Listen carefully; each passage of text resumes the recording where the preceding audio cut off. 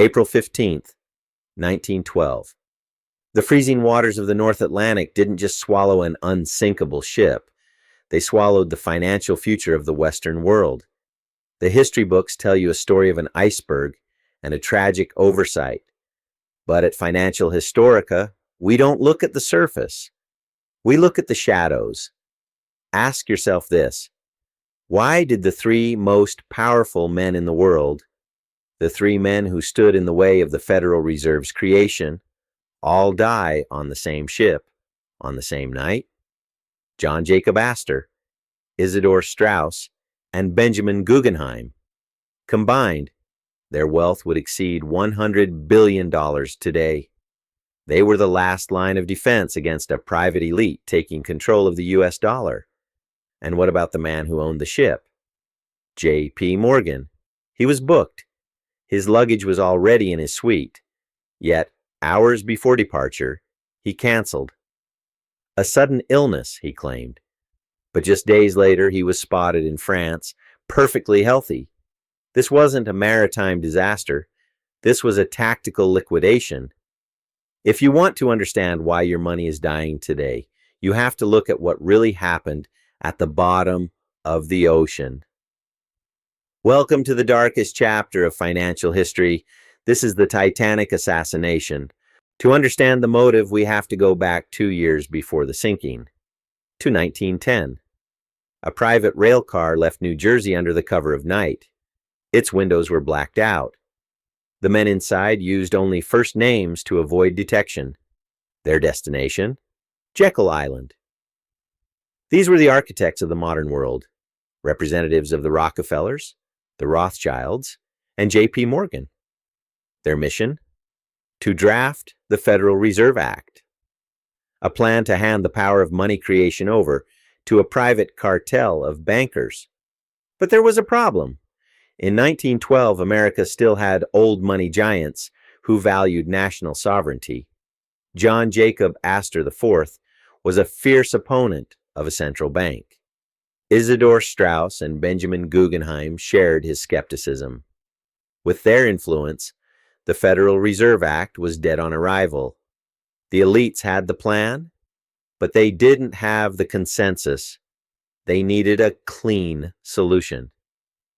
J.P. Morgan's company, the White Star Line, had just finished its masterpiece, the Titanic. It was the perfect stage for a vanishing act.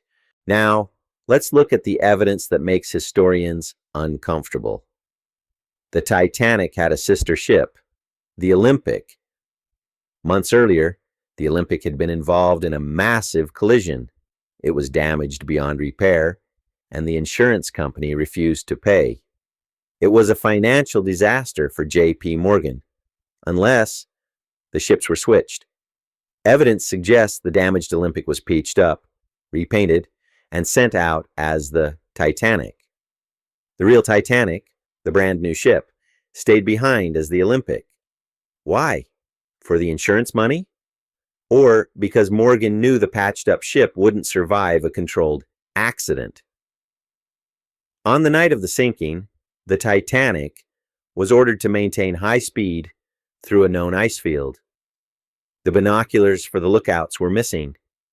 The distress flares were the wrong color. And the nearest ship, the SS Californian, also owned by J.P. Morgan, was carrying no passengers, only 3,000 wool sweaters and blankets. It sat nearby, engines off, waiting. But it never came to the rescue. Why? With Astor, Straus, and Guggenheim at the bottom of the Atlantic, the path was clear. In December 1913, while most of Congress was away for the Christmas holidays, the Federal Reserve Act was hurried through. The very system the Titanic's elite passengers opposed was now law. Since that day, the US dollar has lost 98% of its purchasing power. We went from a gold-backed currency to a debt-based system. The bankers who orchestrated that meeting at Jekyll Island finally achieved what kings and emperors never could: the ability to print wealth out of thin air. The Titanic wasn't just a ship, it was the tomb of financial freedom. The reset we are seeing in 2026 isn't the first one. It's the final stage of a plan that began in the freezing waters of 1912. History doesn't repeat, but it rhymes. In 1912, they used a tragedy to install a new monetary system. Today, as we approach the 2026 reset, we see the same patterns: manufactured crises, the push for central bank digital currencies, and the elimination of privacy. They want you to believe in accidents. They want you to believe the Titanic was just a series of bad luck. But now you know the players, you know the motive, and you know the result. The question is, are you on the ship or are you watching from the shore? I want to hear from you in the comments. Is the Titanic switch theory the ultimate insurance fraud? Or was it a cold-blooded assassination to birth the Fed? Don't let them sink your future. Subscribe to Financial Historica for the truth they want to keep buried. Stay vigilant.